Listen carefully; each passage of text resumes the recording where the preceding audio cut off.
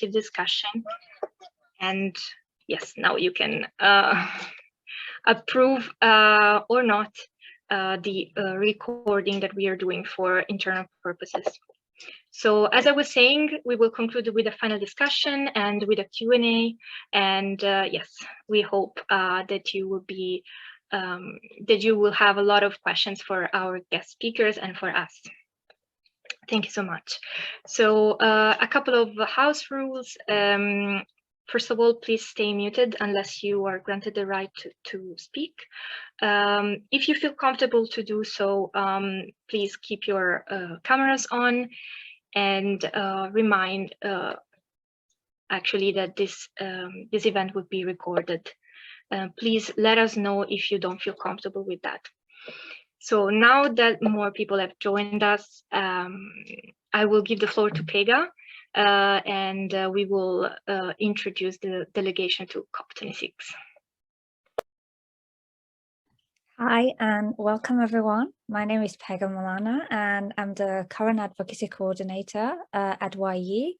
And at least I would say I'm honored to introduce our YE COP26 delegates today to you and with you. And I have to say the team is composed of 4 amazing young individuals, and I'm really happy to have them in the composition of our team.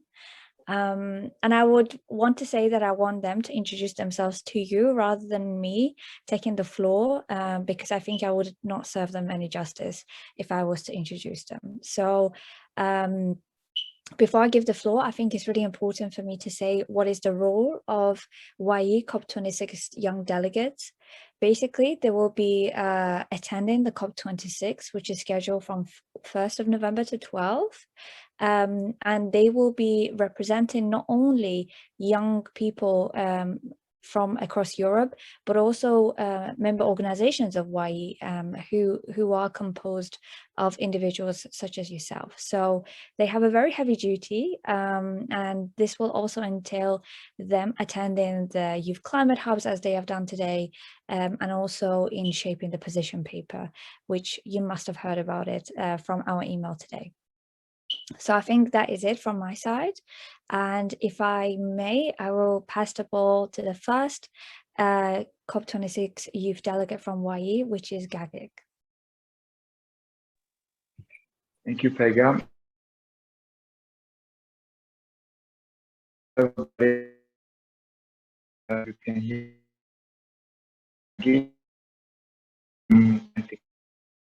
communication for COP26, which I'm very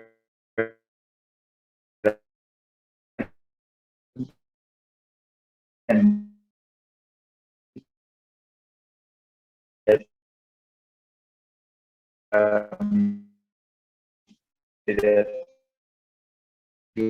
I'm involved in environmental companies for like 3 years and in many sessions of training, youth exchanges, and so on.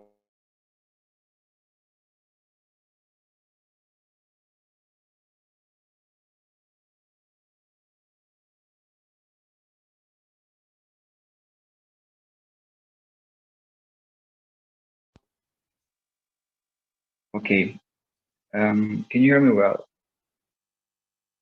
Yes, sorry for this. I think it's because of my internet. So yeah, okay, to be short, I am super happy to be delegate, and after all these years being involved in environmental projects, it's like a huge honor, and I'm very happy to be part of this delegation. Thank you for your attention. And I will pass the floor to Vadim.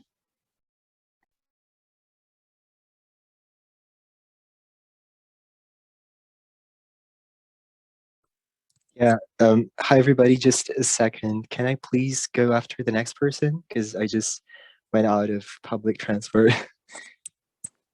That's okay. Can you pass the ball to someone else? One of the Yeah, sure. So I would pass the ball to, well,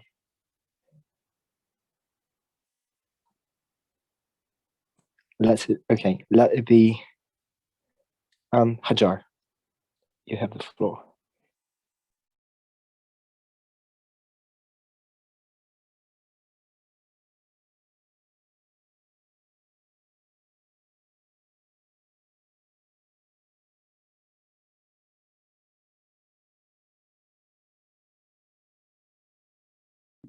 I think Hajar mentioned she can't talk. She's at the library. Okay, Hajar, there she is. I will read it out for you, Hajar, because I know you're in a library. So hi, everybody. My name is Hajar. I'm very glad and honored, of course, to be a delegate and to represent our voices. Hajar, I also would like to explain your background. She's based in France, and she's studying at Sciences Po at the moment, and she is also a young delegate to COP26. Yes, and Vadim, can you speak now?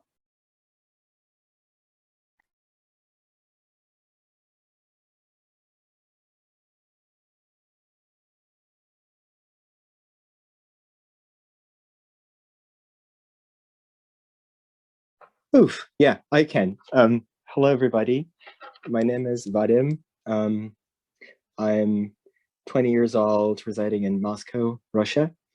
I was extremely honored to be a Russian youth delegate to pre-COP26 Youth for Climate Driving Ambition event, part of the Working Group 1 and multilateral youth engagement strategies. Apart from that, this year is I've got my mandate for regional focal point for Europe at the SDG 7 Youth Constituency at the UN Major Group for Children and Youth. Another field where I'm also advocating for sustainability in policymaking is at the Congress of Local and Regional Authorities of the Council of Europe as a youth delegate as well. So there are different committees where we could, yeah, not ton, but I know you were very busy, and Elisha, we definitely met. So I hope that, I mean, we could, switch it, because for pre-COP it was Elisha, and for COP it would be Nathan. But yeah, so Council of Europe, SDG 7 Youth Constituency, and just this new experience at COP26 with YEE is definitely of extreme relevance. So very glad to meet you all.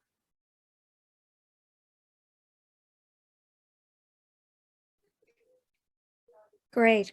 Thank you for that. And we also have one more delegate who is not present today. So unfortunately, Paula could not make it here today. She is the current policy coordinator. Yes, policy coordinator. The titles have been changed recently. She basically is part of the advocacy working group team and is currently based in Durham. And her work in the past within the YE has been on green cities. Yes, that's the board member. Oh my God, so many shuffles of names in my head. Yes, she's our board member on external relations. So it would be great to have her here today, but unfortunately she's at school, so she could not join us. Okay, great. Anna, can I give you the floor back so you can also get our guest speakers to introduce themselves? Thank you so much for introducing yourselves. It was really nice to see you almost all here. And also, I'd like to ask everyone who joined today to just break the ice a little bit on the chat, and if you can write in the chat where you're from and your name, of course. Now I'd like to give the floor to the speakers so they can start a round of introductions. And the first one in the lineup would be Hita, but I'm not sure she's available yet. Hita, can you hear us? Okay. It's fine. Nathan, can you introduce yourself? And then you nominate another speaker. Yes, sure. Hi, everyone. I'm Nathan. I'm YE's Advocacy Manager. It's great to see a couple of people from a couple of members, such as Push Sweden, or I see you, Clara, from Jacques. It's really nice. It'd be lovely to hear from you as well. What are your plans for COP? I hope that will be a little moment today for discussing that, because for sure, if we're all sending delegation, it'll be interesting to work together. And yes, I'm also one of the 7 youth advisor to the UNSG. So been working a lot on climate issues in the past year and a half. And I was also at the youth pre-COP a couple of weeks ago.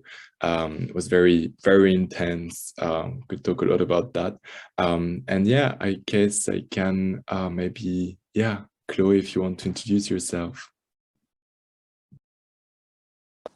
Sure. Hello, everyone. Hi, Nathan. Hi, everyone who joined the group.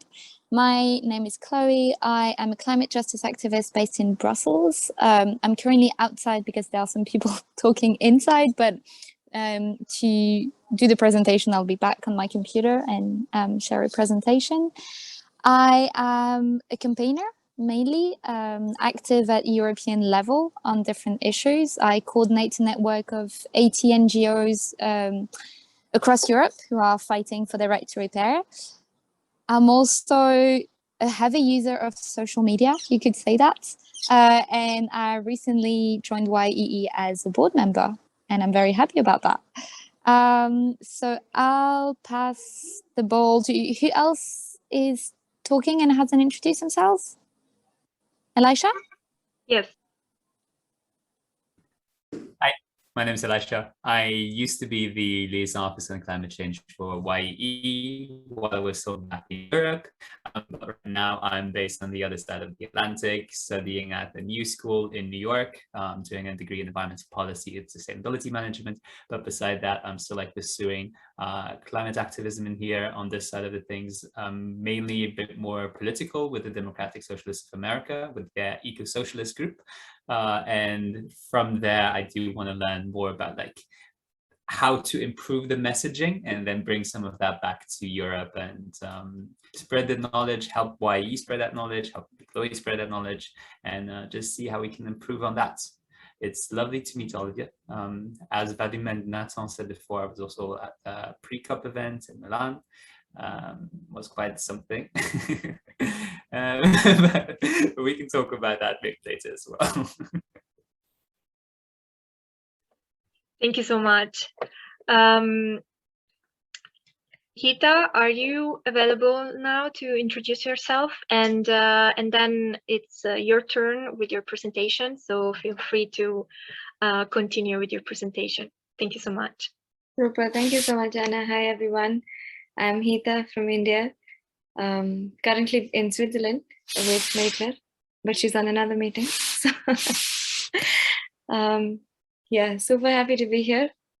For my introduction, as you might know already, I'm focal point for YNGO, which is the official youth constituency of the UNFCCC. It means we're the official mandated mechanism for engagement of young people within the UN climate change process, within its meetings, the subsidiary bodies, etc. Before I get into my presentation, is there anyone here, or how many of you are going to be at COP? Oh, that's nice. There's some people at COP. I think almost everyone, but I'm not sure.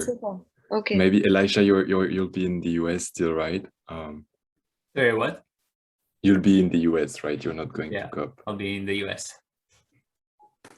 Well, I don't know, Clara from Jacques, if you're going, or you'll let us know in the chat. Yeah, but that's great. Okay, so that's good to know that most of you will be at COP. It's yeah, if you've been to a COP before, you'll know how crazy it gets. If you haven't, then yeah, all I can say is welcome to the madness. For me, my first COP was back in 2015 at COP21 in Paris, and I had no training, no capacity building. I didn't know what I was getting into. So when I walked into the space, I was just overwhelmed with everything. The venue was huge. The venue was about 1 kilometer from one end to the other. There were 30,000 people. And if you don't know what's happening, like at the negotiations, it's very easy to get sidetracked and get lost, which is exactly what I did. And I was like, yeah, okay, it's fun, but I'm not, yeah, I mean, this is not something that I see myself coming to again. And I couldn't have been more wrong. I have been to every COP since then, except for the one in Madrid in 2019, because I just didn't get leave from work and I had to stay back at home to work. But jumping into the reason for why I've been engaging and how my trajectory went, which is basically quite very similar to what a lot of young people, if you've not had any capacity building, or if this is your first COP, it can get quite overwhelming, which is why we have mechanisms like YNGO, which sort of work with communities, work with young people from across the world to try and ensure that youth voices, number one, you have a community. So if you're lost at COP, you can find someone to speak to, you can ask questions, to create a sense of community just for your well-being, for your help, for things like that. But in addition, also to build capacity of youth, to ensure that we're meaningfully engaging them, giving them a space through the mandated process, through the mandated mechanism, and ensure that they can be a part of the process through these mechanisms that have been created, and make the best use of these mechanisms as much as we can. So a quick introduction of YNGO. Some of you I know are probably already aware of how it works, but maybe just for the others. And I'm not going to share a presentation and make it quite informal. We are basically made up of our membership. So basically every single person under the age of 35 is welcome to be a part of a member of YNGO. And we have a very simple sign-up form. If you don't have it, I can also share it in the chat later on. And it's easy. You fill in the Google form and you can join the constituency. We're an entirely volunteer-run network.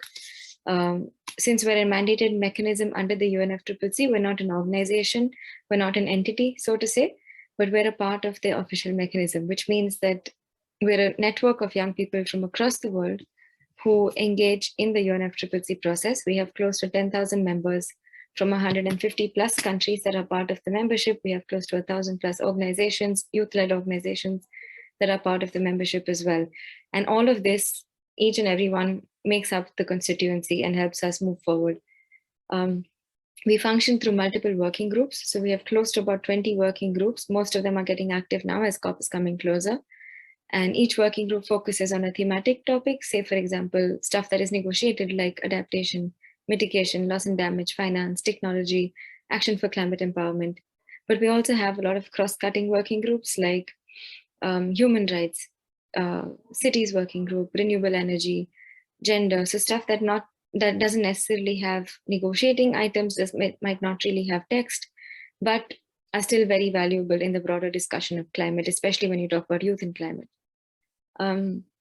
So yeah, we're also having some people interested in having a working group on space, which we might have probably getting active, or on the Arctic or on wetlands. So it's an open space that if you feel that you're focusing or you're interested in an area that is not currently being represented in one form or another, it's also pretty simple in that sense to start a new working group. Because we're an entirely volunteer and network, we want everyone to take the initiative.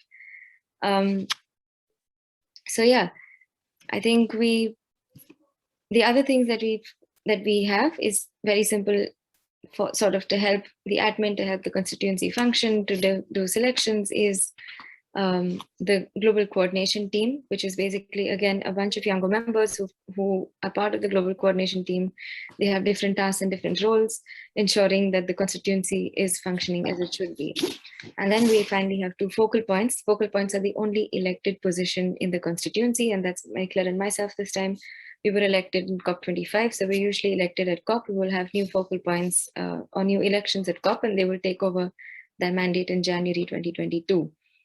So that's a brief background on YNGO. If you have any questions, yeah, I'm happy to answer now, but I can also take it later as you like.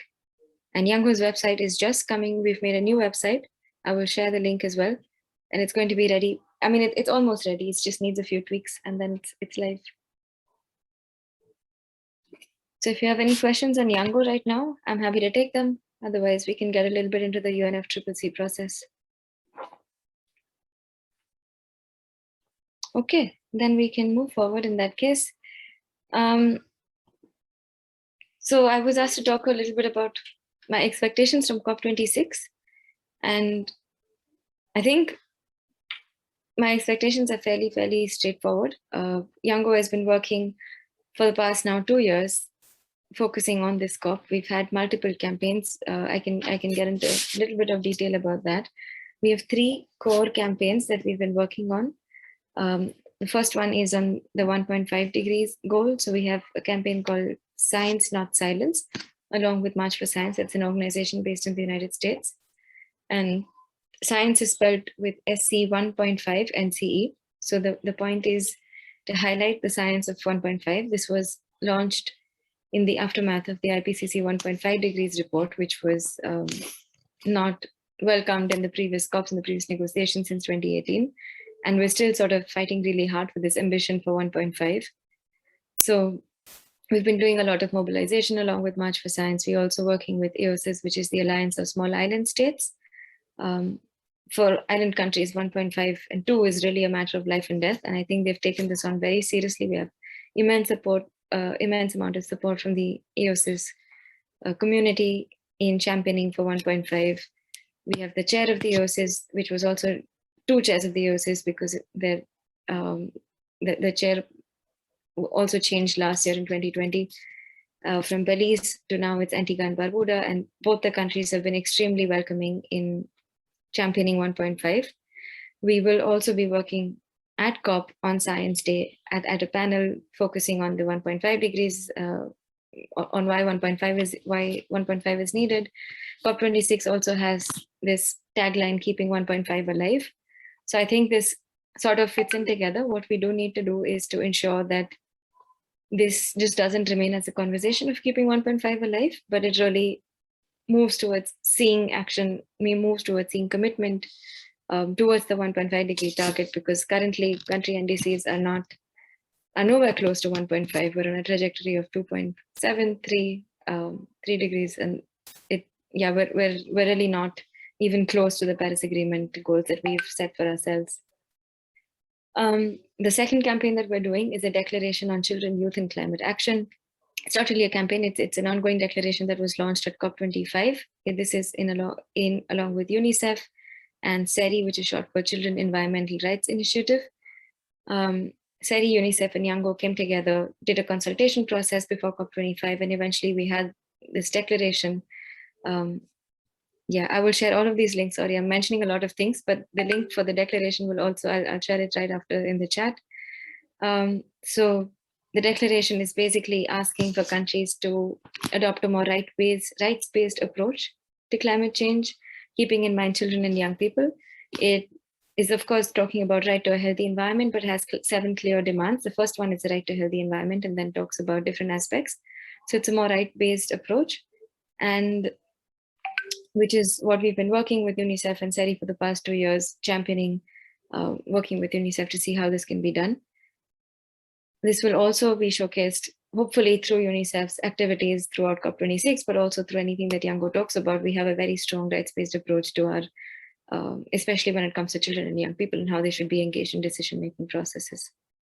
And the final work is an ongoing process. We're forming a youth position statement for nature-based solutions. So nature-based solutions is a topic that everyone talks about quite easily. And what we did realize is between the biodiversity space and between the climate space, the understanding of nature-based solutions sometimes is very different, especially within the youth community. They're probably, within the climate space, probably nature-based solutions isn't given that much importance or even criticism that much that it receives from the biodiversity space. So YNGO and the youth constituency under the biodiversity, which is Global Youth Biodiversity Network, which is our sister constituency under the UNCBD process, came together along with Youth for Nature. So the 3 of us have been working for the past few months on we launched in April an information brief on basically what nature-based solutions is. And then since then we have an ongoing survey for nature-based solutions. I think it's probably still open for the end of this week. So if you haven't filled it in, please do so. I should make a list of all the things I have to send you. So first is the YNGO membership, 1 second. Then is the website, then is the declaration, and then it's the nature-based solutions. I will send you all of these links before I forget what I'm talking about.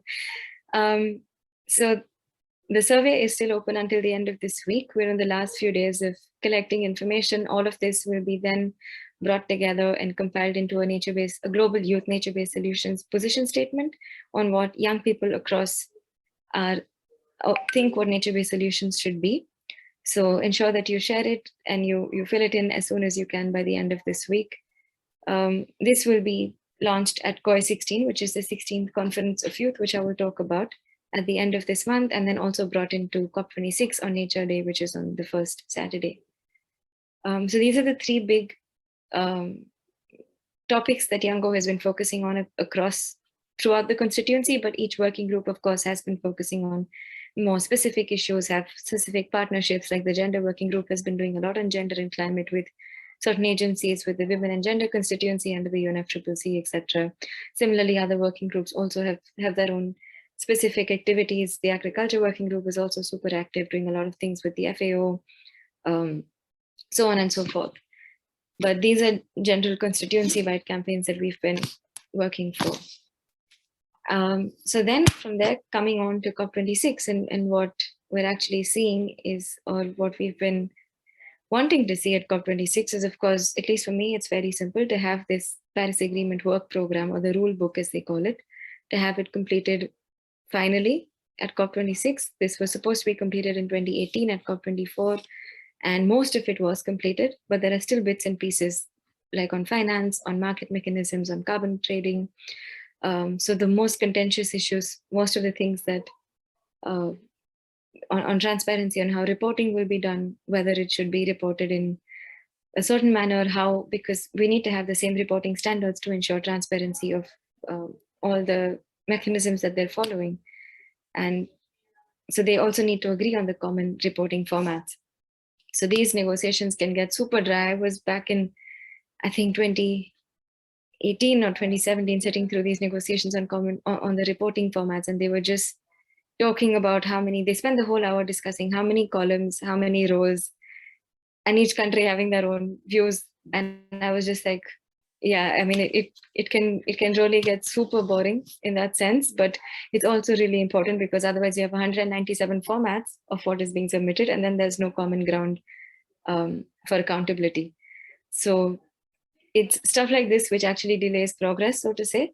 But we've finally reached, of course, from 2018 to today, we're at a much better position. So I really hope we can finish this incomplete rule book or work program at COP26. And then it's just moving into action, because we have the science, we have the Paris Agreement, then we have the work program on how this Paris Agreement will be implemented. And all we need to do is take action. So the other side of that is to try and push countries to update their NDCs, to try and lobby with governments to ensure that they have ambitious NDCs moving towards, of course, keeping in mind common but differentiated responsibilities and respective capabilities, which is basically talking about historic responsibilities of how certain parts of the world should have a higher historic responsibility, should be contributing a lot more than they already are in being a part of the solution. And whether it's finance, whether it's technology, whether it's capacity building, whether it's ensuring that they're meaningfully engaging stakeholders from across the sector. So keeping in mind all of that, I still think every single country plays a role, and we together need to work in ensuring that we push the global governments, so to say, in not only, of course, finishing the rule book, but updating their NDCs, but also moving into the action phase as soon as we can, because I think the time for negotiation is now more or less over, and we just need to get to work.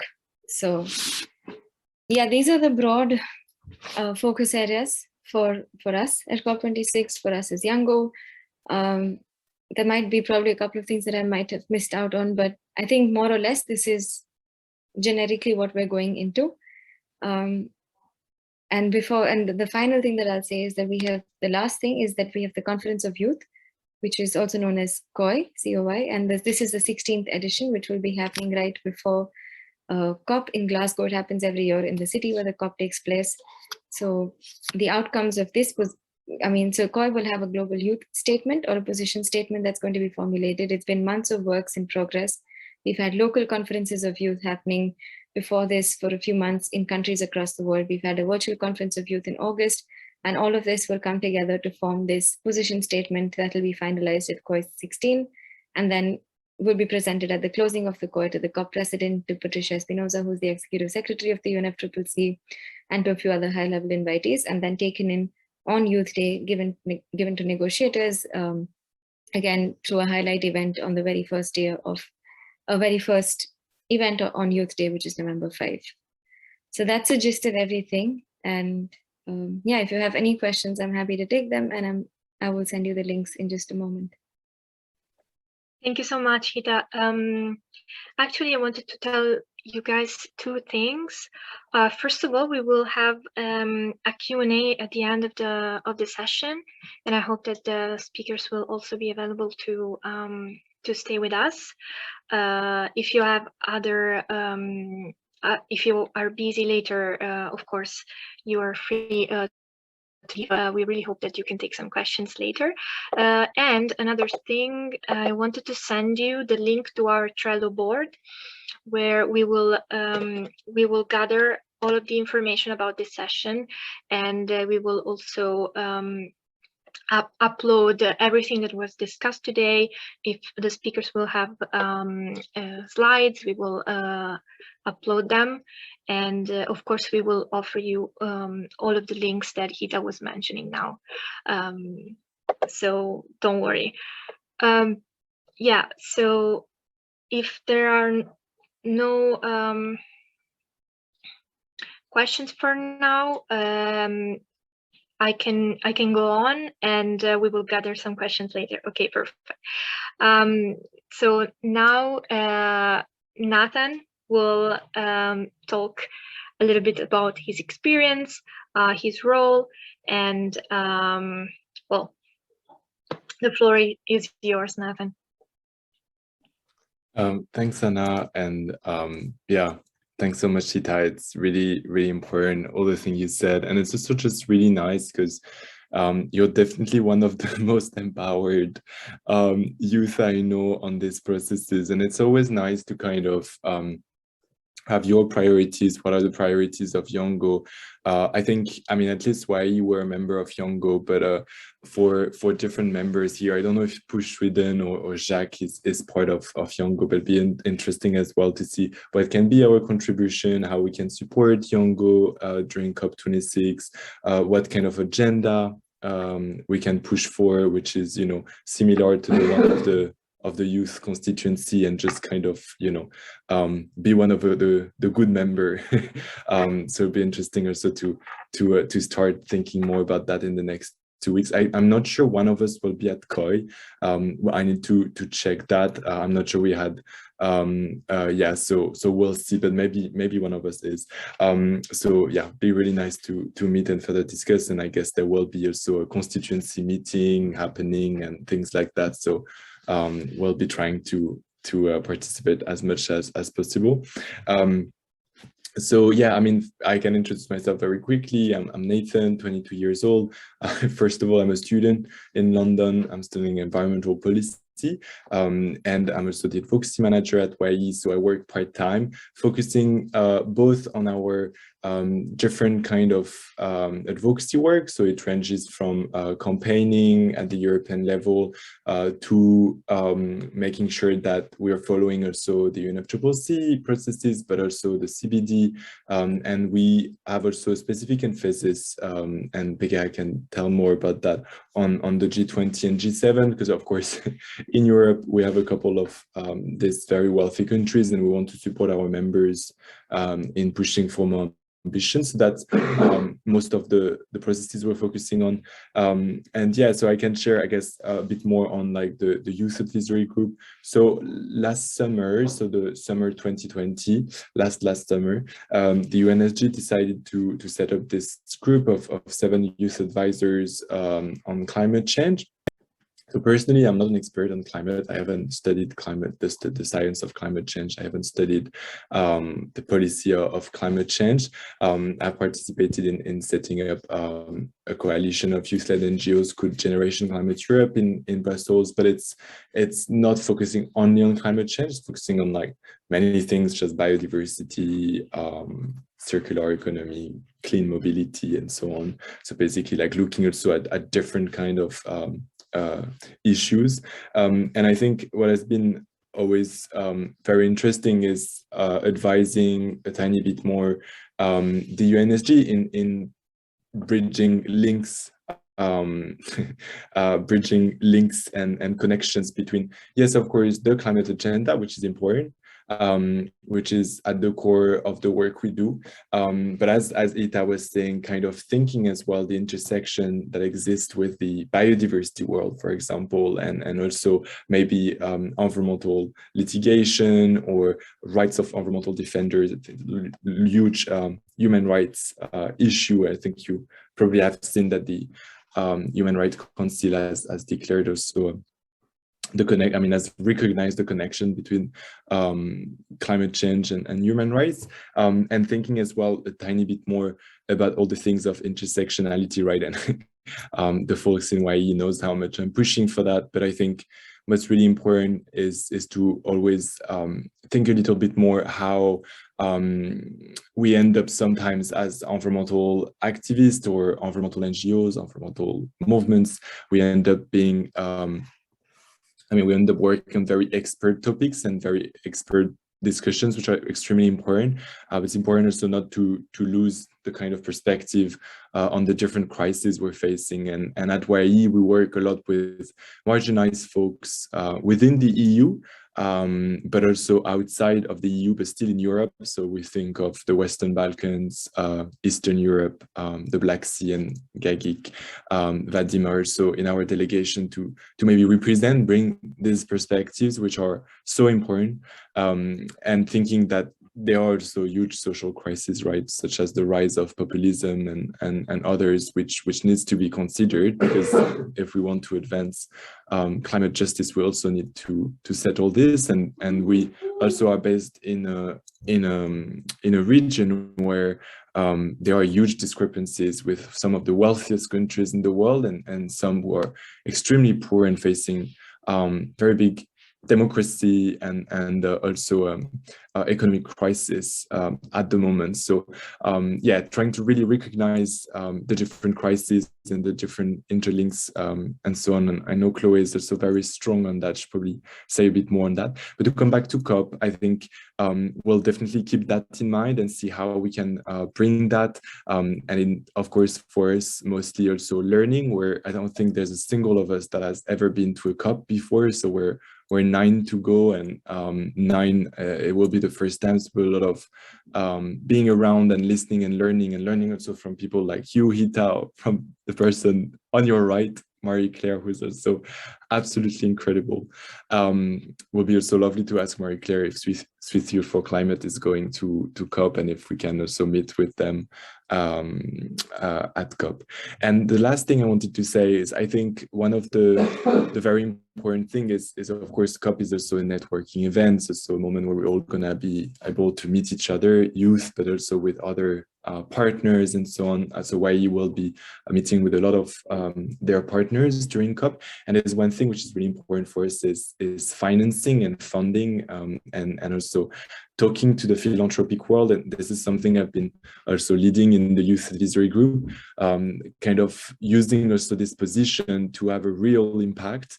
And I think sometimes having a real impact, right, goes also through getting money for our movements, because it's very nice to have leaders always saying, keep challenging us, keep acting, keep pushing. But if we don't have any resources to do so, it's very, very hard. So one of our key hidden goal, but not so hidden, is also to drive this ambition and to work with different philanthropic organizations and maybe show them that not only there's not only a big adults organization focusing on these issues, but also a lot of youth movements like us who are working on that, and we also need more resources to do their work. So yeah, I guess that's what I can say. I can't really react on anything which is linked to expertise or global negotiation, because this is really not really my area of expertise. Yeah. Thank you so much, Nathan. Yeah, I think that you raised a lot of interesting points, and points that are so important for young people, right? And we are the ones as young people who can bring those points to the conference. So that's why we are so important as well. So now I don't know if you all received the link to the Trello board. I really hope that you did. And Nathan, if you want to stay with us later, we will get some questions, and we will gather some questions, and also we will start a discussion. Thank you so much. Okay, so now it's time for Elisha's presentation, and the title of this presentation is Delivering Your Message. So I will let him introduce the presentation and the topic and introduce himself. Thank you, Elisha. The floor is yours. Thanks. Okay, let me see if I can actually do presenter view with share screen, because normally I am good with this, but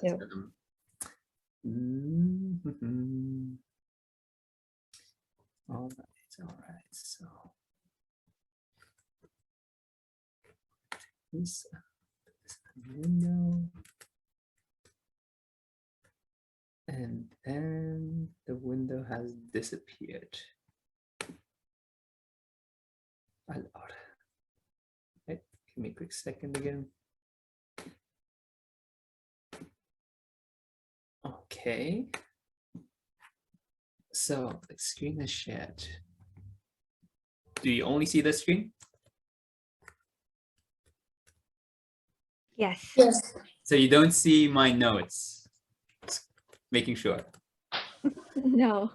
It's Good. always an issue. It's always an issue. Don't worry. Perfect. Let me just see how I can share my sound with you, because that's the other question. Share sounds. Excellent, excellent, excellent. So wait, if I continue like this, do you see, does the presentation switch? No. No. Okay, that is an issue then. What about now? No. Okay, never mind. I'll just do that this. Well, okay, let's get started. So thanks, Hita. Thanks, Nathan, for your more theoretical kind of insights into what to expect at the COP and what the different processes are. I'm going to try, I hope at the end, that this is more hands-on and something that you can use in your life afterwards. About me, well, so this is the outline. So introduction, messaging, sticky ideas. What are sticky ideas, you might think? Well, we'll get to that, and then thoughts, reactions, but maybe we can also keep that for the very end. So this is me. Hi, I'm Elisha, former YE liaison officer on climate change, as I said before. I also was a UN youth delegate for Luxembourg to the 73rd General Assembly. I was active civically in Luxembourg. I'm also active in the political party, and I used to work as a creative strategist as Neon Marketing Technology. Now, this is just a disclaimer. Everything that follows in this presentation, this is nothing that I have studied. These are things that I have taught myself over the time and things that people have taught me. So take this, as always, as everything, with a grain of salt. But I do hope that at least some of the information can be useful to you. So no big surprises here. Your message matters. because the messages as activists, that is what we have, that is what we try to use to influence and inspire people. So it shows people who you are, what you want, and what you're doing. And like that is just why messages are important.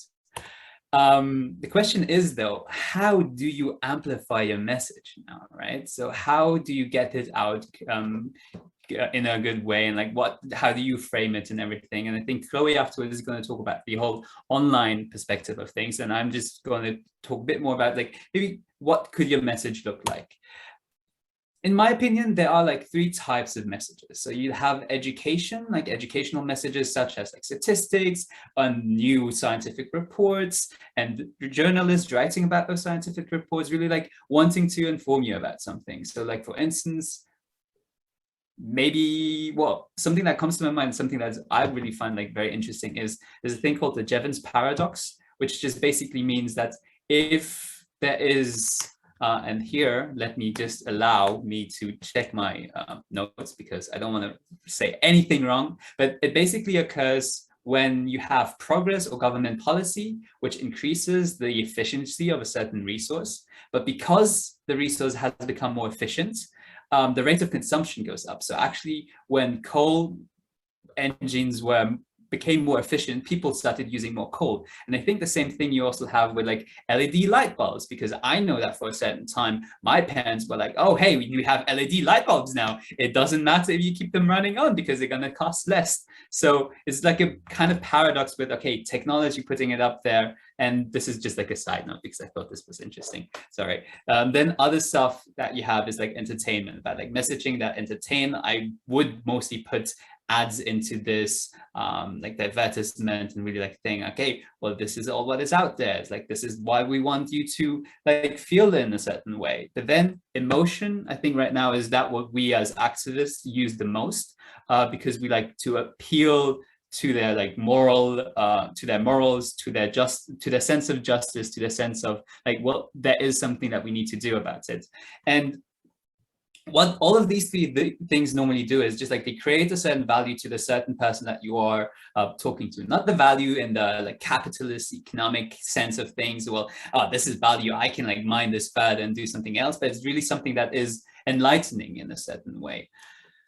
Now, what you can do with these 3 things of like just thinking about, okay, emotion, like a message needs to be like emotional, it needs to be like educational, it needs to be entertaining in a way, is like you can put them together into a framework and kind of see when you're talking about messaging, how do you want to frame it? What do you want to put inside of it? How can you like reach people, and how can you make sure that they're also gonna like listen to your message? Because in the end, people, they do want to learn, they like laughing, and they want to feel. So that is, I think, something that a message should be about. And also, please apologize if this is to a certain extent very like conceptual, but I feel that it wasn't like the right place to just say, okay, like this is the message and this is like what you should do. But it's more of a tools that and considerations that you can use later on when you are crafting your own kind of messages. So this is like an example, like just a video where I thought, okay, these 3 things kind of come well together. Maybe some of you know it. And this is like the point now where we can try if the sound sharing actually works. There's orangutan in my bedroom and I don't know what to do. She plays with all my teddies and keeps borrowing my shoe. She destroys all of my houseplants and she keeps on shouting, ooh. She throws away my chocolate and she howls at my shampoo. There's a orangutan in my bedroom and I don't want her to stay. So I told the naughty orangutan that she had to go away. Orangutan in my bedroom, just before you go, why were you in my bedroom? I really want to know. There's a human in my forest and I don't know what to do. He destroyed all of our trees for your food and your shampoo. There's a human in my forest and I don't know what to do. He took away my mother and I'm scared he'll take me too. There are humans in my forest and I don't know what to do. They're burning it for palm oil. So I thought I'd stay with you. Orangutan in my bedroom, now I do know what to do. I'll fight to save your home and I'll stop you feeling blue. I'll share your story far and wide so others can fight too. Orangutan in my bedroom, I swear it on the stars. The future's not yet written, but I'll make sure it is ours.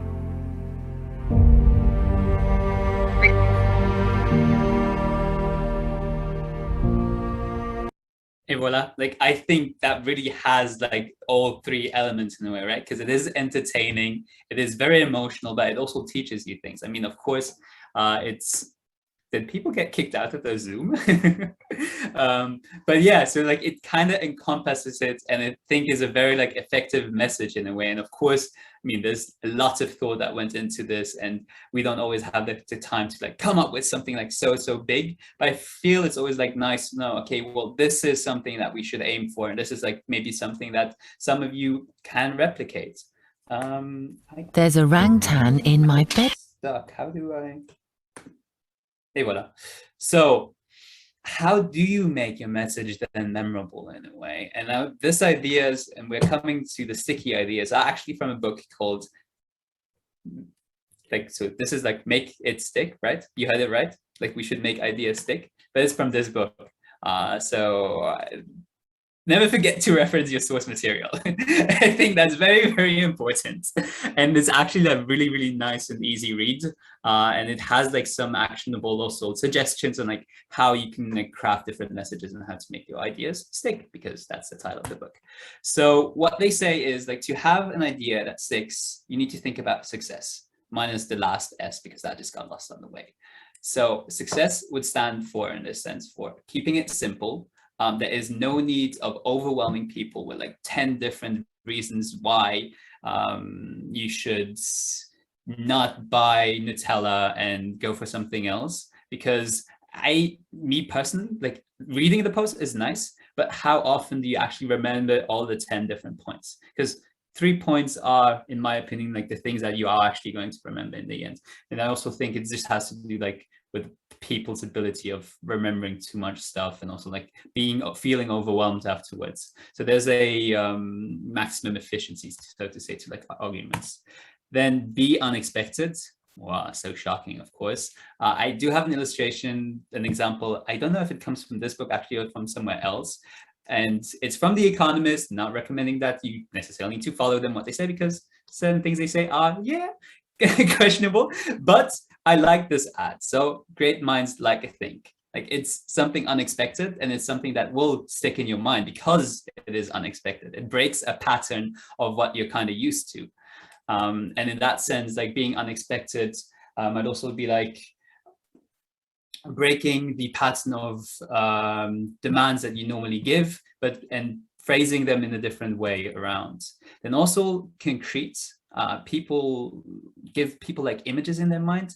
And I think that is something that we really as activists need to work on at times, because what do we want? Climate justice, when do we want it? Now is a very nice slogan, and it's very good, but we need, when talking to people, when asking us, when people ask us, okay, who are not part of the movement, who are not part of the green bubble, okay, so what do you want? If we tell them climate justice, that's not going to be enough. And I'm not saying that a lot of us do that, right? Because we do go into like more detail, but the more detail in some senses, then that is better. So like, what does climate justice look like? Well, it's about like protecting like like indigenous people's way of life by not relying so much on the monocultures and like palm oil plantations, and then going even like further into detail, because this is also still very conceptual level, and then maybe also like relating it to things that they have in their daily environment, where they can say, okay, actually this does make sense, because if this happens, something else happens. I think like in Luxembourg, a lot of the, like where I'm from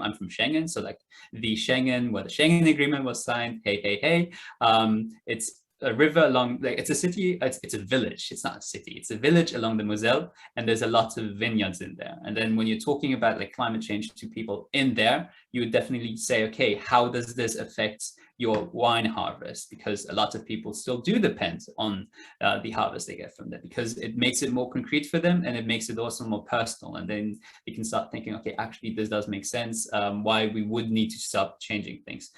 While of course not forgetting that the actions that we do also have an impact on people outside of our national borders, and especially in the global south and the most affected areas. Then also credibility matters. So don't come up with demands that do not have any external validation from the sense of like experts or so, but also not internally valid in itself.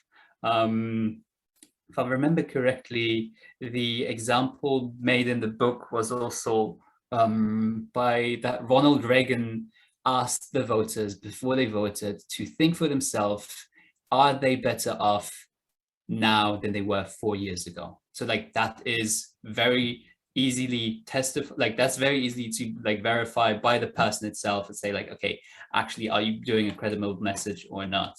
Then emotional.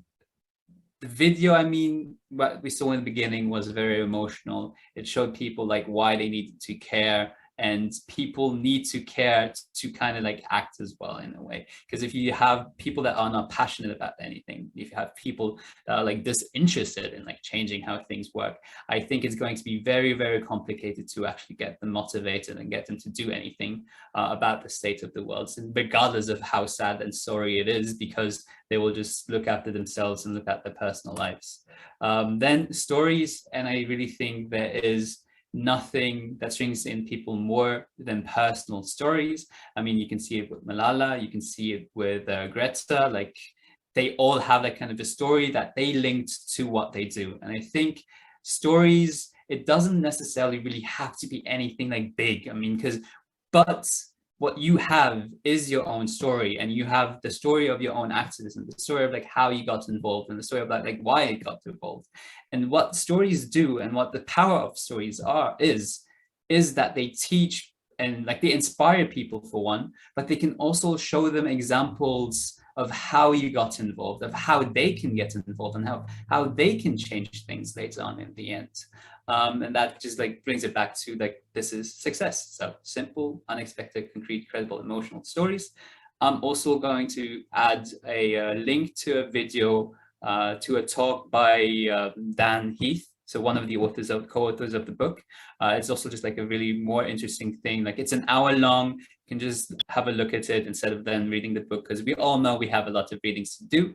And sometimes just watching a video while you're doing the dishes or while you're doing something else, procrastinating in the sun, is very, very much more an effective use of your time. Then there's also, this relates now to the latest part, stories. And this is like that going far. And because when you have ideas, it is necessary that you repeat those ideas over and over and over again so that they stick in people's minds. You might think, okay, well, they have heard of this enough, but it's powerful and it spreads the message. And I mean, by now, I hope it's gonna be difficult to find people that don't know what the fight for keeping 1.5, keeping 1.5 alive means. And it's just like about like the fact of like repeating it over and over again, that's going to like strengthen your message. And I also think you and yourself in your personal kind of activism, maybe at some point you would want to narrow it down a bit more and say, okay, well, this is like my thing. These are like the ideas I really want to push, and just come back to those ideas. Because what also happens is when you come back to those ideas, you build more expertise and like more knowledge on that idea, and you also become more comfortable, and it's going to be more authentic. And that's the A, when you come talk in front of people, and you can really like draw on all that experience that you have built over time, and then people can relate to it, and that's DR, because as again, stories, relatable, and this is like what we want people to do, right? We want them to relate with us, we want to relate with our struggle, or we want them to relate with like what people in the global south must be going through because of like our actions in here. And there, it's not always easy to find, okay, what aspect can they actually like relate with? How do we do that? But I think it's always like worthwhile showing that the global system as it works, the exploitation of people and planet, are not just limited to the global south, but they're also happening in our countries. The thing is, just in the global north, like in Europe, the impacts are going to be different, and we are because of history at the core of a certain kind of global system called capitalism that is beneficent to us to a certain extent, because in the end, it's still the people that have the most money, the people that have the most capital that are benefiting it, while we are like trying to like fight against each other and like saying, well, no, you're not supposed to do this, you're not supposed to do that. Sorry, that's a bit more of a different discussion, maybe for another time. And it's just about being frequent, authentic, relatable. And then also one more thing, and this is like very, very important, and it is not directly related to messaging. And I do hope that the like 3 E's, like the emotion, the entertaining, the education, the success, and the go far thing are helpful for you. If they're not, please feel free to tell me it wasn't helpful at all, Elisha. Please change it in the future, because it does help me as well to like improve on these things, because I do not want to waste anyone's time by presenting them something that they already know or that they don't think is really like actionable and useful. So please feel free to let me know. But this is what I wanted to say. Take a break sometimes. I know I always give that advice, and I have difficulties taking to my own advice. I mean, I know also that Pega sometimes we're writing each other in the middle of the night for her, but still late at night for me. But what we do is physically and mentally really, really draining. And we need to let people know at times that, okay, I need to take a break. I need to take a small break, time to recharge, not because you don't want to do this anymore, but just because for yourself, you need this time off so that you can be in it for the long run. And I think what people just, you shouldn't forget that this has been going on for so long. And yes, we all hope that it is going to end with us, and that we actually have like climate agreements where countries are going to stick to, that people are also going to respect, and that there is again general kind of change in consciousness amongst our peers and amongst people all over the world. But this is going to take time, and this is not going to stop with like in 10 years. I mean, although like 2020, it's, what was it, like a few days ago, it was like 919, was it like 99 months, 999 months to 99 months. Yeah, 90, yeah, sorry, 999, that doesn't make it sense, but 99 months to 2030.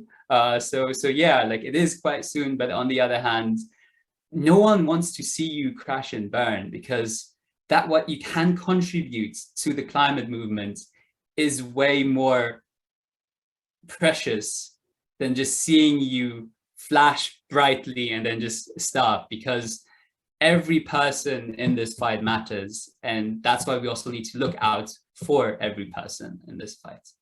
And that's it. I hope that was all right. And I'm going to stay on for questions and answers later. I just need to leave at 12, which is at 6, because I have a meeting with one of my professors. Perfect. Thank you so much, Elisha. We will have our last Q&A session before 6, so don't worry about that.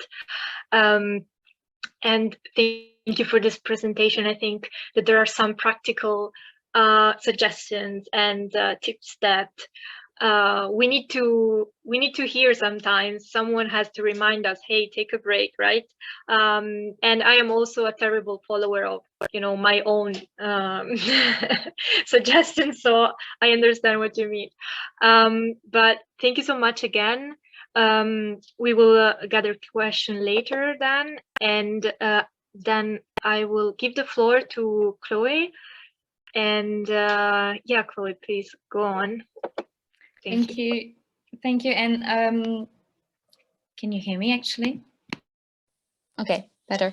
You might hear some dogs barking in the background, because I'm with my dogs and they are very excited because there are multiple people in the apartment, so apologies in advance if you hear some barking. I'll try to share my screen.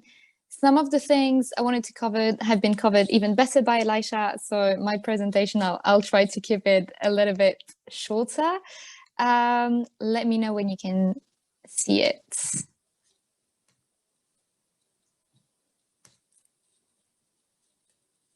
All good?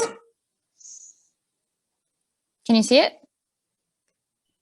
Yeah. Okay, fantastic. Yeah.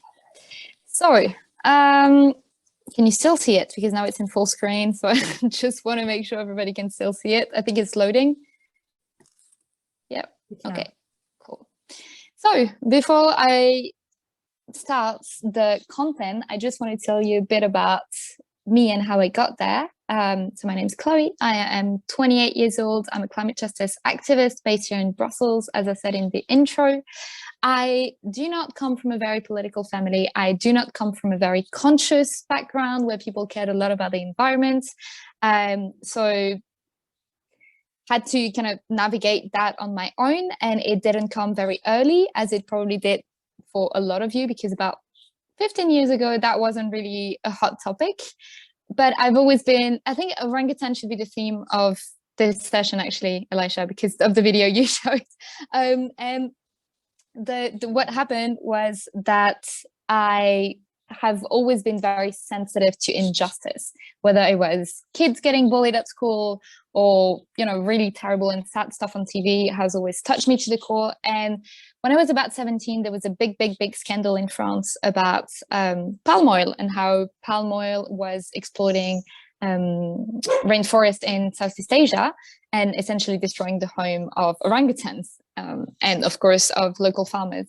And I just couldn't really believe it, and it shook me to the core. I was extremely sad. So it goes back to what Elisha was saying about messaging and how emotions are so important. And I started learning more about humans' impact on the planet. And I was hooked. There was no coming back. As pretty sure it's the same with a lot of you. When you find out what's happening, you can't really go back to your previous self. So I decided to quit studying law, which I was studying, and I decided to study environmental science and management, and then make the protection of the environment, because at first I thought this was all it was about, my career. And then what happened? I ended up working for a sustainability consultancy that still works actually, mainly, 100% actually, for the private sector. So what we were doing, we were helping really big companies, think the world leader in beauty products, think some of the biggest manufacturers of butter, processed foods, to get supply chains that were deforestation free, palm oil supply chain. So it all goes back to the orangutan at the end of the day.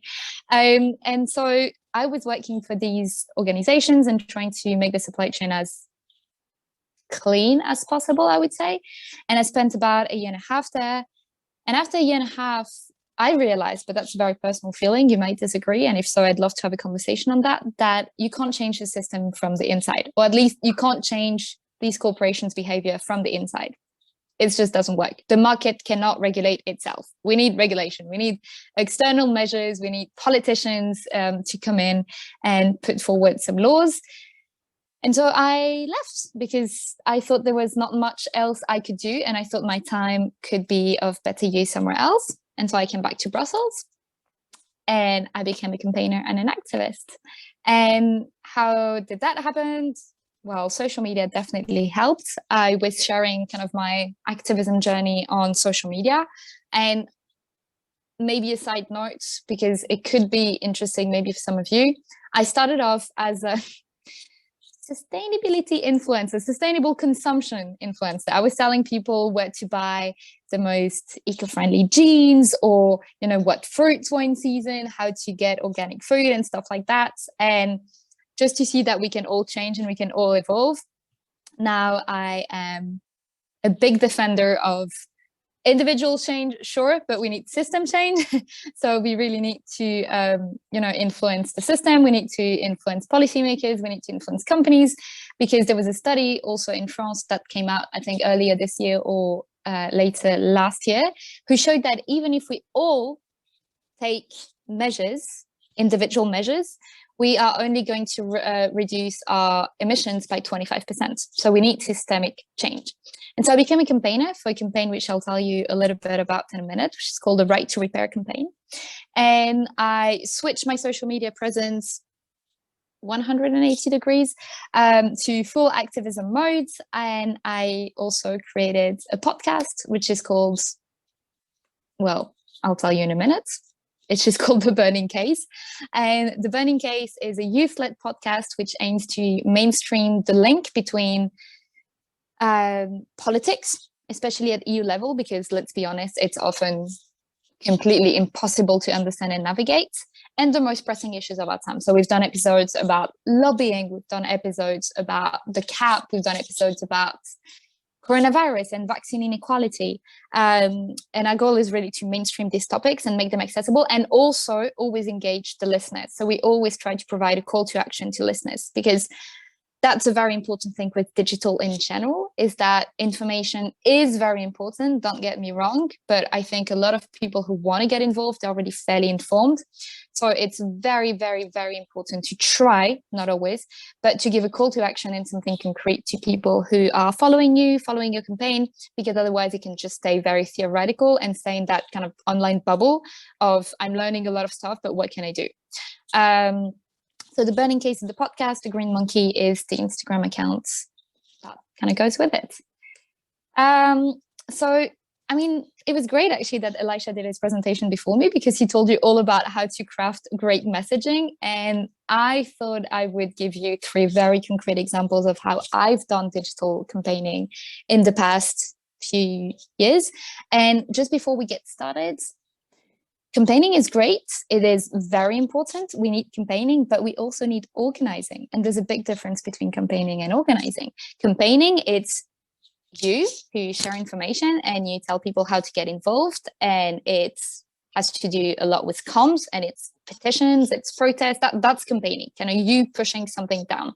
Organizing is doing the hard, time-consuming work, extremely difficult but necessary work of grassroots organizing. It means meeting people super regularly, hearing what their priorities are, hearing what they want to change, doing that work of creating communities on the ground that can push messaging and then can push demands from the ground up.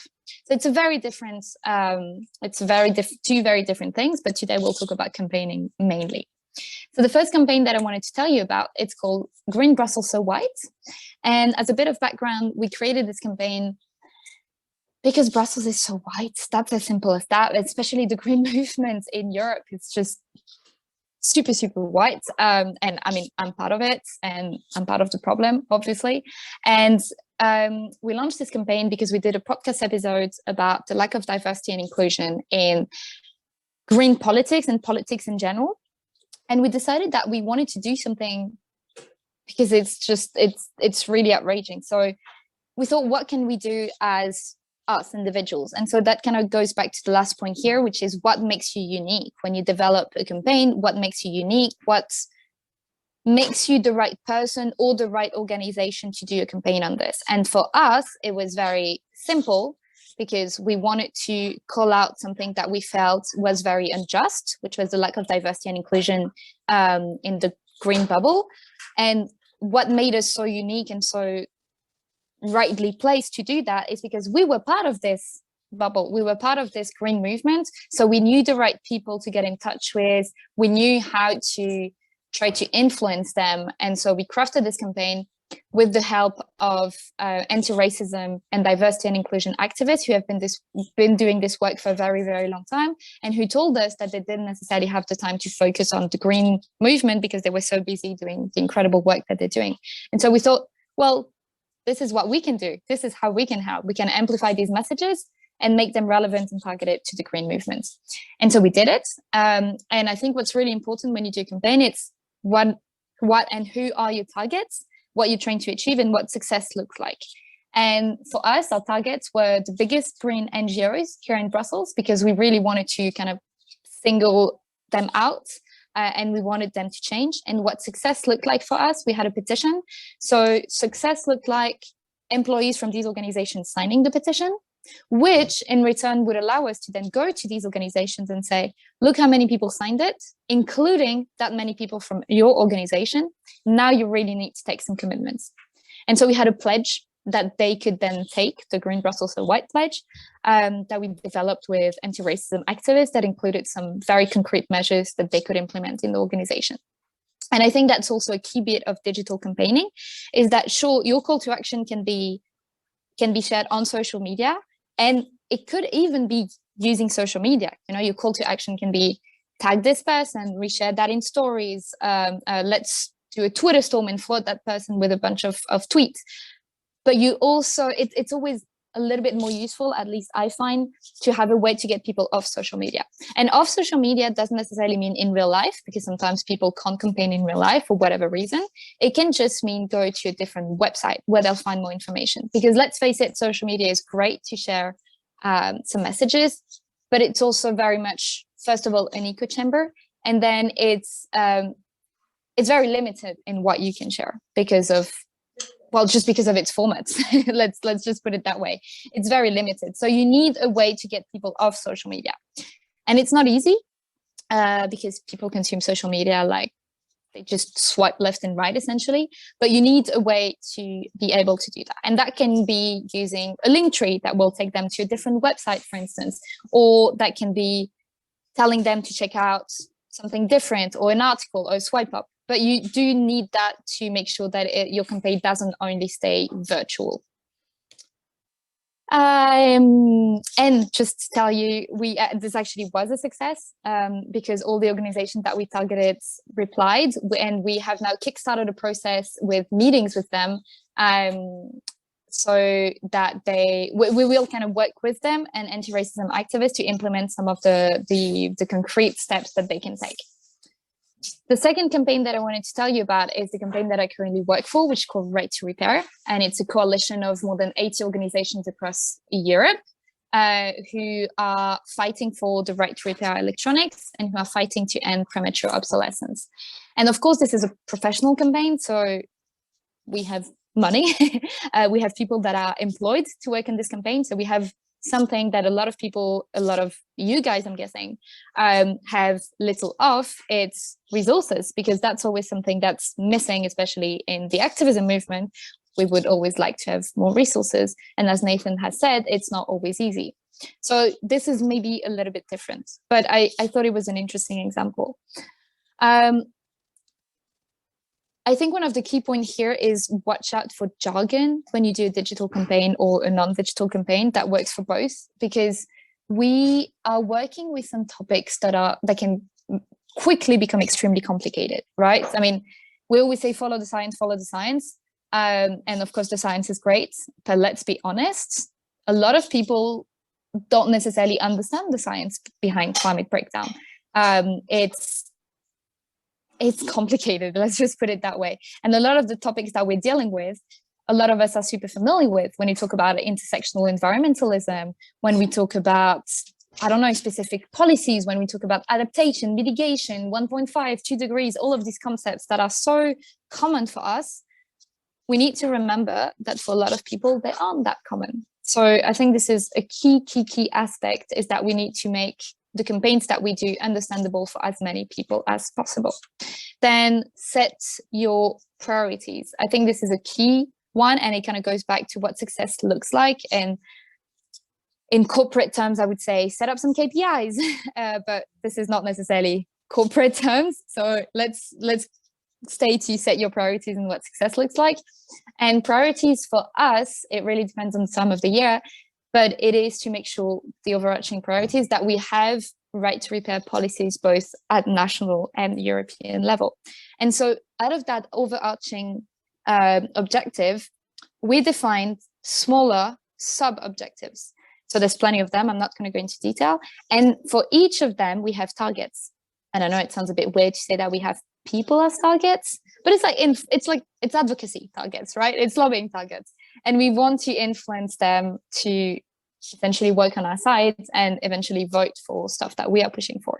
And I think this is really important to have that plan, because that's how your campaign hopefully is going to be successful, is that you have a plan to get there. You know who you need to talk to, you know the timeline, because of course time is of the essence, and you have who to talk to at each specific time of the campaign. And I think this is incredibly important. And then who are your allies replicators? For this campaign, we're a membership campaign. So of course, it's helpful that we have 80 members across Europe that can replicate our message, but we also have what we call allies. And allies and replicators are organizations or people who are not part of our campaigns, but that agree with what we say. And it can be politicians, it can be influencers, it can be people who have a large social media following, it can be anyone who will replicate your message. Just give, no, sorry about the noise in the background. Give me just a second, I'm just gonna try.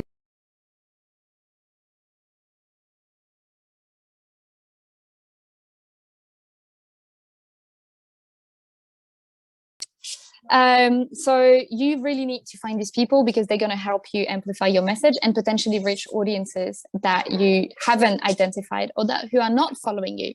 And for us, allies, for instance, for the campaign that we have now, it can be people in the economists in the degrowth movement. That's an example because we talk about repair. It can be MEPs. Of course, MEPs aren't going to be part of the campaign because politically they can't be part of a campaign, but they will replicate our message. It can be entrepreneurs, really cool people who have developed super cool projects. These are our allies because they can replicate our message.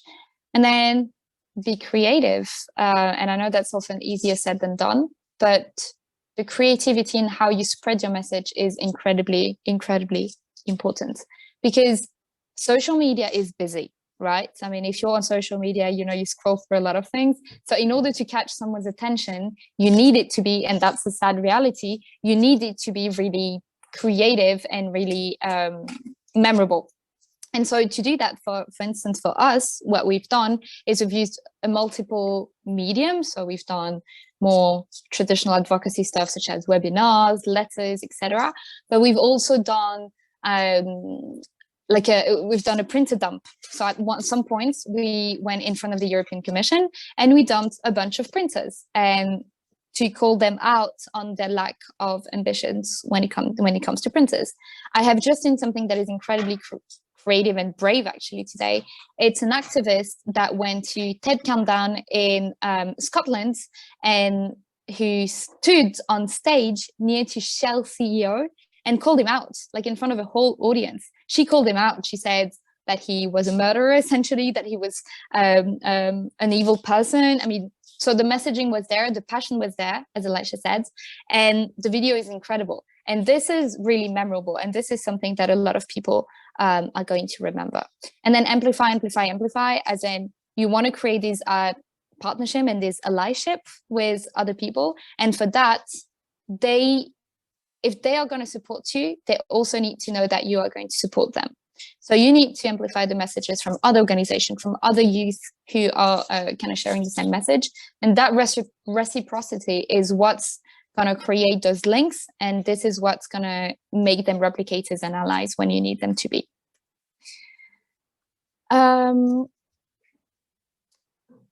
Oops, okay. And then the last thing I wanted to tell you about is my personal experience using social media to try to influence policy. And it's not easy because, I mean, policies is a tricky field, especially EU politics. And it's also not easy because social media is, how could I put it in a very polite way? Anyway, the people who own social media don't necessarily want you to spread that message. So I don't know if you've ever heard of the term shadow banning, but essentially any content that can be deemed as political can get hidden by a lot of social media platforms. And of course, this is outrageous, and there are a lot of great people doing amazing work to make sure that this doesn't happen anymore, but it's still unfortunately the case. So we need to remember that we're not always going to get as many shares, likes, comments as we want to, and that does not necessarily mean that your message or your campaign is bad. It means that there's a whole system behind it that doesn't necessarily want you to share your campaign.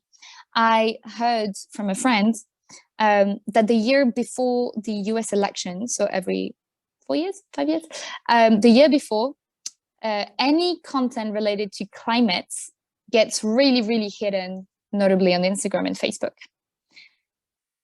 So there you get it. Is it real? Is it is it a theory? I don't know. I think it's pretty real. From my experience, at least, I've seen that when I get really deeply political, my content gets less engagement, and I've learned to live with it. And I think we should all learn to live with it because there's not much we can do about it. But what can people do? That goes back to having a call to action, something that takes them off social media or something that they can do. because it's extremely important. Information is great, but you need to engage people. You need to give them something that they can do.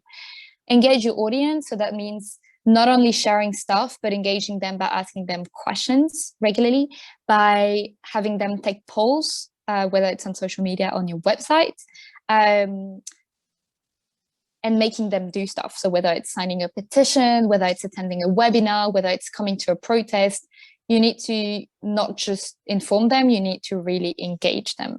Then that goes back to the point that Elisha made, take care of yourself and choose your battles. There's so much content on social media. There's so many campaigns. There's so much that we all want to get involved in, but it can be tiring. We don't want people to be drained out because we need everyone in the movement. And this is the long run. We're here for the long run, because even if we manage to solve climate breakdown by 2030, which would be amazing, trust me, there's going to be a lot more shitty stuff that we will need to deal with, whether it's gender rights, anti-racism, exploitation, LGBTQ rights. There's just always going to be a fight. So we're here in the long run. Transforming a system is incredibly difficult. Hasn't been done that many times in humanity's history. So we need everyone. So we need to make sure that everyone in the movement feels like they can take breaks. And this is kind of goes back to the individual versus movement. We need system change. So we need to be part of movements that are kind of trying to, well, change the system rather than put everything on one individual's shoulder. And then if you want your content, if you want to engage people in your content, you need to make it relatable and be genuine. It's okay to say something that is actually not correct on social media. It's fine. You can always correct it afterwards. You are a human, and especially youth. So we're not scientists with 40 years of experience. And for instance, if you are doing a campaign on COP or something like this, it's okay to say that you're tired. It's okay to say that it's hard and it's frustrating and it's difficult and you feel like the outcome is not going to be great. It makes you even more relatable, and people are going to trust you even more. So there's not like such thing as perfect. And of course, on social media, we tend to highlight the happiest times of our lives, or when we do campaigning, only the good times. But it's also super important to remember to share the bad times as well. And I think that's pretty much it. I don't know how we are time-wise, but thank you for having me. And I hope this was insightful. There's loads of stuff to share on digital and campaigning in general, but I hope that was a good intro. Yes, thank you. Thank you so much. It's really insightful, because I think that we had like a nice lineup, and we had Elisha on like a more general kind of suggestions for messages and advocacy, and then Chloe focusing on the more digital part. So I think that your tips and your suggestions were quite complementary, right? So thank you so much. Now it's time for some questions. If any of you has questions, you can ask them to the speakers, or if you have a general question that you would like to ask to all of us or all of the speakers, please, you can either take the floor, raise your hand and then take the floor, or you can leave them in the chat.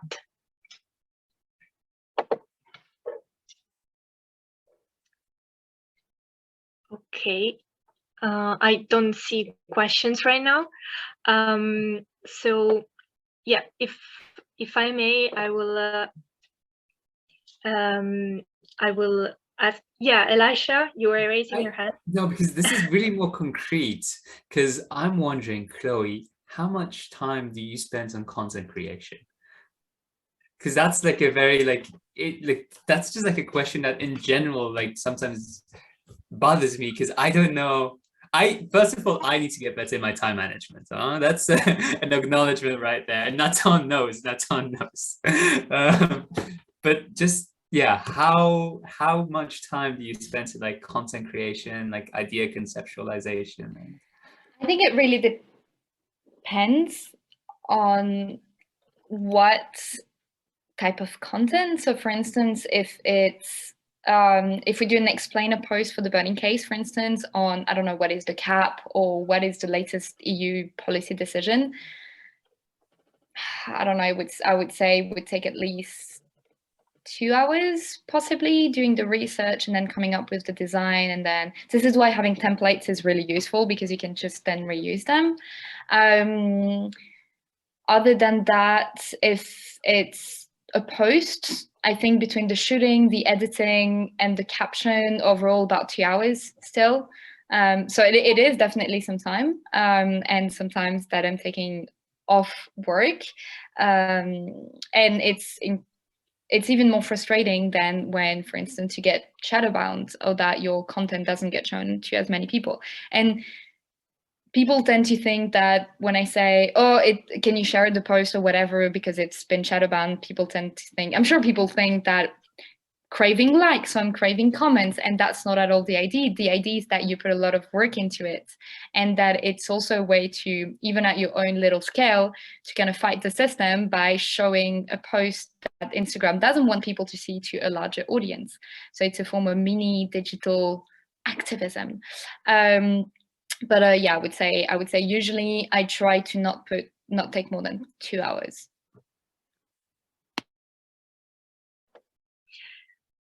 Thank you.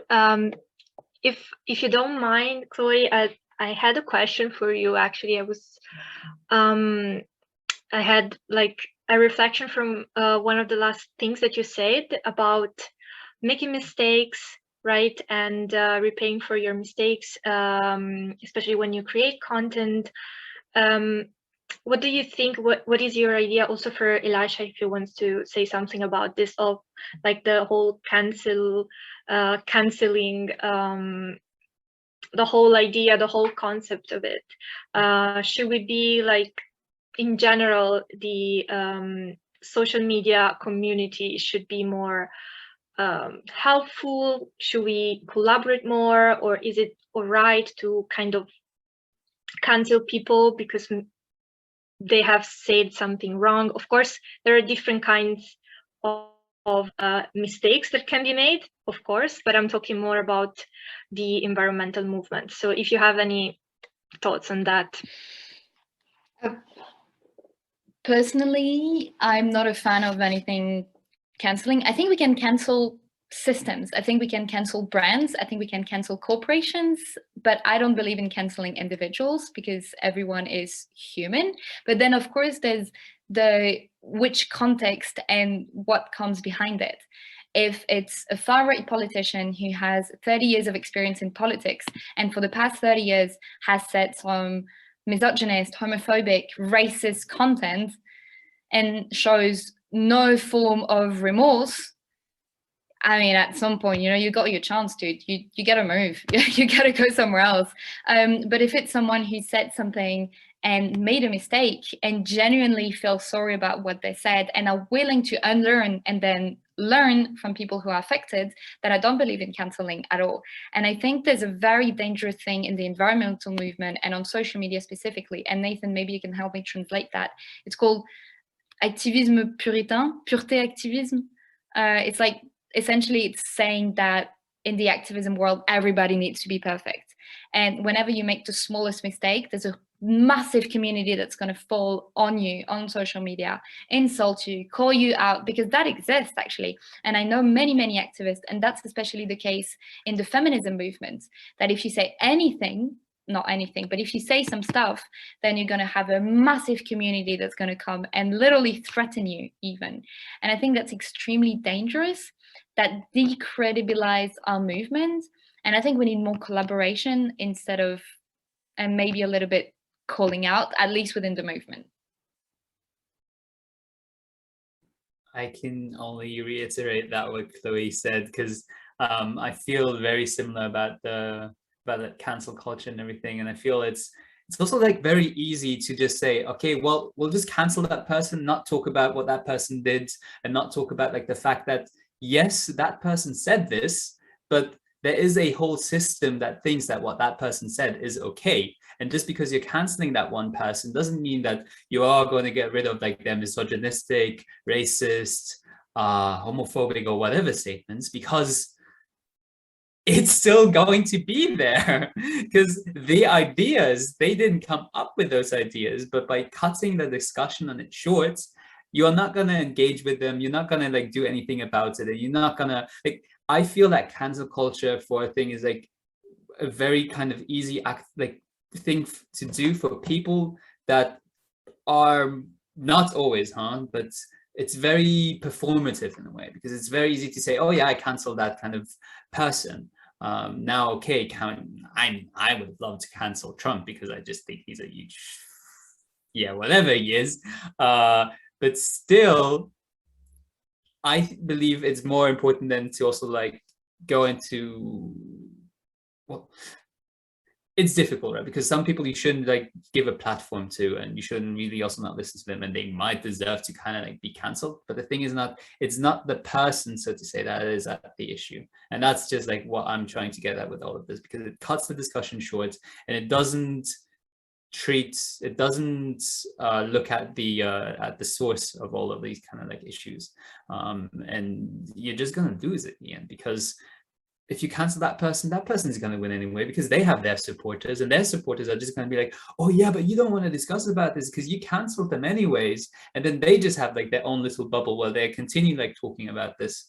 So yeah, it's like a super, I don't know. I mean, maybe this, you can connect it to like the French elections and that guy who is like running and who is getting all the media attention, and that technically you should cancel, but somewhat no one is able to like put a stop to his march in the polls. So yeah. Yeah, that was his name.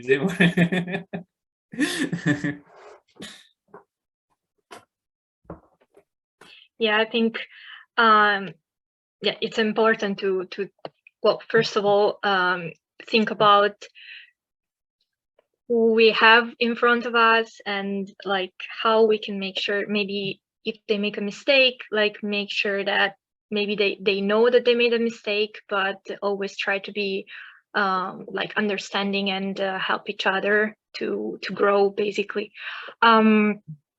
So thank you so much for replying to this question. I know it wasn't like exactly in the COP26 topic, but it might be still useful for campaigning and also for digital content. So Pega, if you want to take the floor is yours to talk a little bit about YE and COP26 advocacy. Vadim has a question. Yeah, Vadim, do you want to go? Yeah, thanks. I wanted to get back to communication, and actually get back to the presentation that Elisha made. I would probably give my observation that I feel that the kind of recommendations you gave, which are very useful, target the audience which is not policymakers, but people, communities, youth, local communities living around us. But policymakers are probably, folks of another nature. They are not the ones who are completely unaware of the issue, yet they know that the demands and pressure that it all exists. However, they are also somehow restricted by the system that they are loyal to due to their functions. So I would probably, if I were you, I would add this aspect to the presentation to shed some light onto the policymakers' communication aspect. And here is basically my question to, well, either you or Chloe or Nathan, as you guys are all somehow engaged with policymakers in your activism and activities.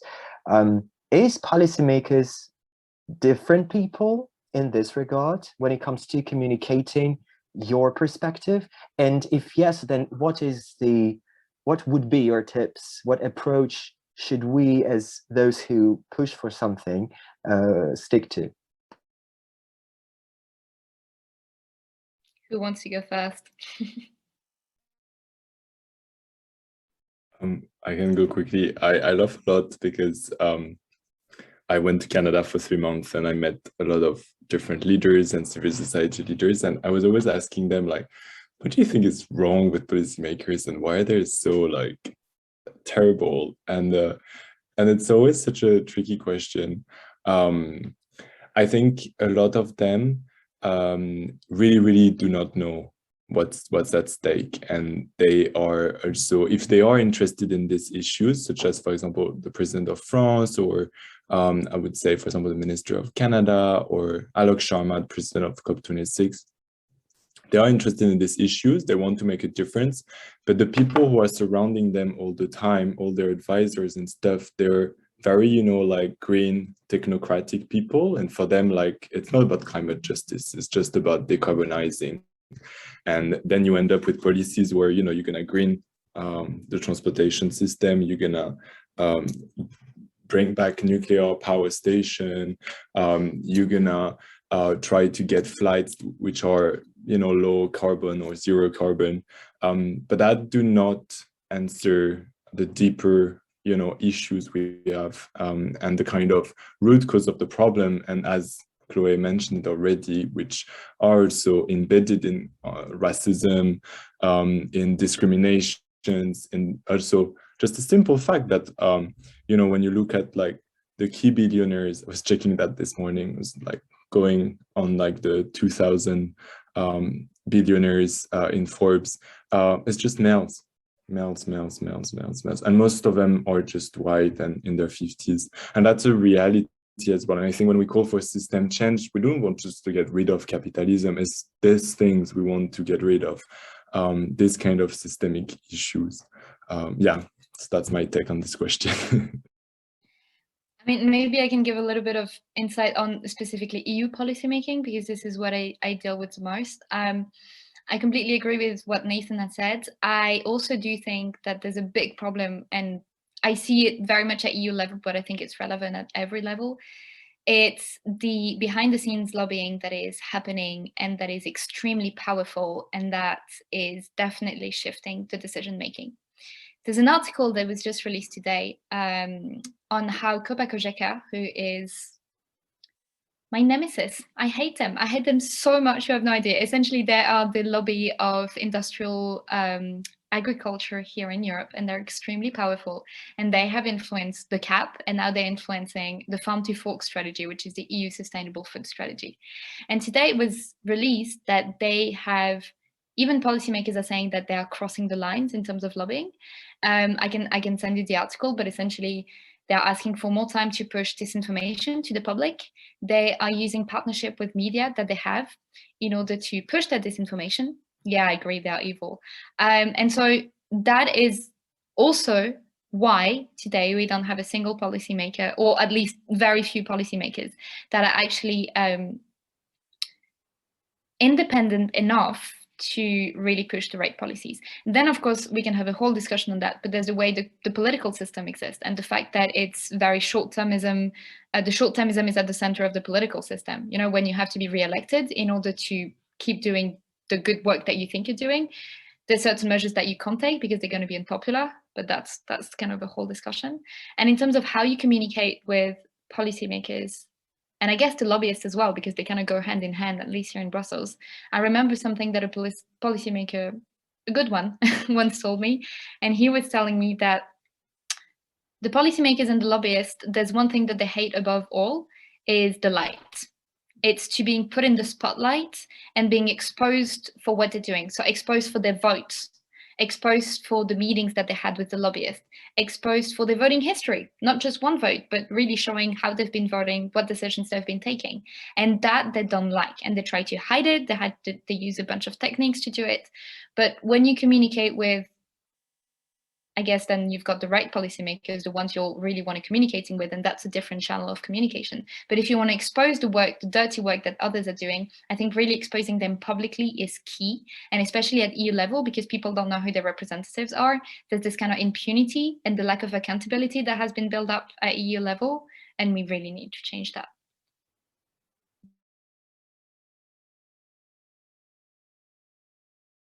Yeah, thank you very much for your reflections on that. Basically, one conclusion that I can draw from listening to your testimonies that, and it's actually another question, but I wouldn't, you know, put it as a question now because we are short of time, but still, it's just food for thought. Should we be more technical or more emotional when communicating with policymakers? Because as Nathan said, there is a wall of green technocrats surrounding like key figures, and they are advising those figures, and they are there to actually prepare speeches, make decisions, draft resolutions, and key figures are there, you know, just to review and take final decision. But then the entire work, the processing takes part behind the scenes. And so whether we are more technocratic or more emotional while delivering our message, I think this could also, you know, be somehow clarified for us prior to COP, maybe, as I'm into about that. Yeah. Okay, given that we're running out of time, I'm sorry, I will not take any more questions. So the floor is closed, like I would say. But I think one point we can conclude for sure is that there is an advantage that young people have, and that is that our nativity to social media, and I think that has changed the art of campaigning entirely. I think, you know, if we talk to our parents' generation, they won't say they've done the same way as we've done it. And I think that is something that is very useful, but also can be dangerous as well. So I think that is something I would want to explore more in depth in the future as well. And actually, Vadim, about your point about them not checking, you know, we could draft it as we wish, and then hopefully they will just review it. That I've done it, and I almost got kicked out of a place because especially decision makers, they are very sharp, and they know that especially if a young person or a certain background is drafting a policy, then, you know, and I've seen like United Kingdom sending 10 you know, civil servants to one meeting just to make sure that every word that is written in there, they agree to it, and they keep doing that all the time. So I think us being emotional or not, there is a tactic of negotiation that decision makers come with, and that is something that I think is not something that we can bypass that easily.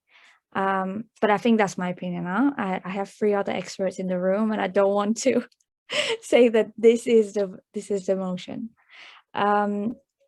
Before we close, I really want to ask our guest speakers 3 things.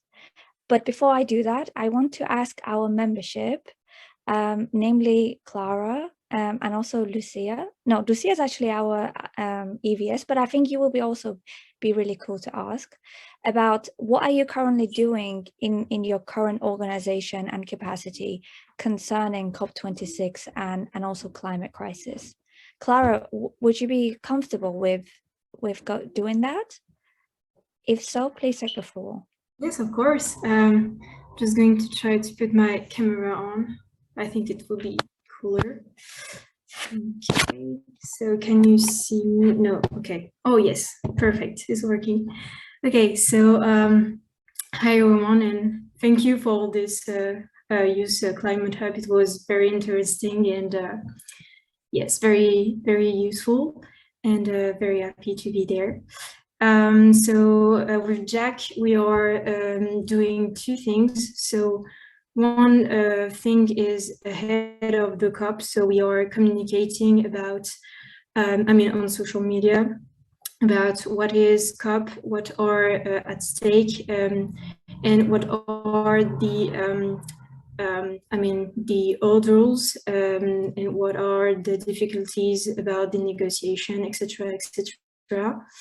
We are about, tell me, Louise, if I'm wrong, but we are about 8 or even more. I don't remember the exact number, but to go to the COP, and some of us at the blue, we say badge, to go to the blue zone.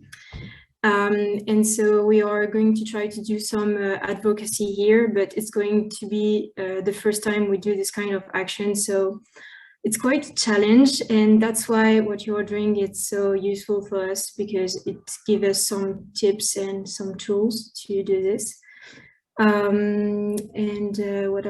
Yes, and we are going to write some articles about the COP, during the COP, to do some debrief on social media, live debrief on Instagram, for instance. what else? Louise, if you want to add something, don't hesitate. I think you said the most important things. Yeah, during the COP, we are going to try to show like the inside COP, like every young, and after we will do some newspaper article for the newspaper of Jack called The Ambassador, and so we will focus on topics that YNGO, I mean, like the main topics. So yeah, this is it. That sounds wonderful. Thank you, Louise and Clara. And again, if you needed any of our help, please don't hesitate to reach out, because we will be at COP. And if there is anything that we can do to, you know, make your participation any better, then we're more than happy to help out. So yeah, do reach out if you need anything. Thanks a lot. Thank you. And I will be very happy to meet you like in 3 dimensions. Because we have already met Elisha and Nathan, but only on Zoom. So I'm very excited about it. So yeah, I actually met my colleagues at after 2 years, and they were like, "Wow, I've never seen below your body like here." So now they're like, "Oh my God, you actually have legs," and I'm like, "Yeah." So. It's Also, really just weird. because this is a running joke, Nathan is actually really, really tall. So if you meet him in person, just expect that. Oh God. Great. Well, great. Thank you so much. I think one last question I have, and I wanted to skip it, but I think it's really interesting for me anyway, is that, you know, if you could eliminate one danger to the environment and you had this superpower to eliminate that one item, what would it be? And don't over-explain it all. I'm looking at you, Elisha. Just say what it is, and then we'll go. You're amazing, I promise. But Elisha, do you want to go first? One thing, capitalism. Then if you, because exploitation of people and planet. See, there we go. There we go. Chloe? Corporate lobbying. Then to go back to what Nathan just posted, by white male in power in the 50s. That kind of links together usually. I agree. I mean, I'm not white myself, so I fit into that category if that's eliminated. So I'll still be around. Actually, I might ask the COP26 YE delegates as well. Vadim, what would you take? What would you eliminate? Well, it is a superpower, right?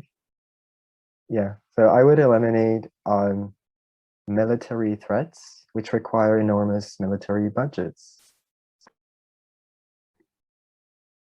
Sounds good. Gagik? I think the best ones are already set. I will just add to all of it also like all types of social media platforms, because okay, it's good, but it's also one of the reasons why all this consumption and consumerism just grow in a even much bigger scales, just because of existence of all this new advertisement methods and new way of boosting consumerism and stuff like that. Gagik, aren't you a Kim Kardashian fan? How does that work? I am not. I mean, it's okay. Sometimes I post stuff, but it's not on fun. I'm just making fun of it.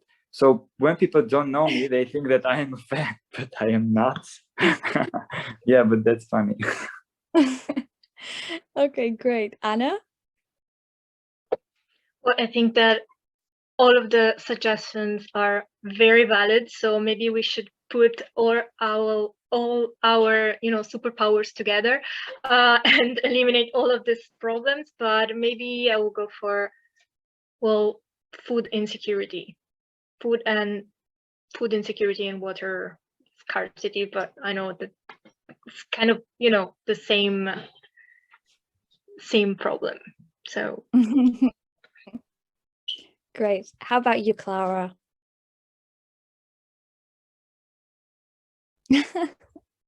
Sorry, I completely missed the question. I said if you have one superpower to eliminate one danger to the environment, what would that be? Bye, Lucia.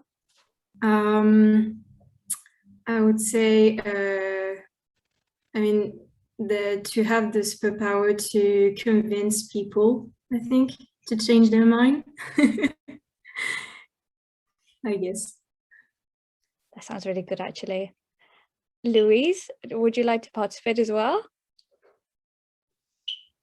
Yeah, hi.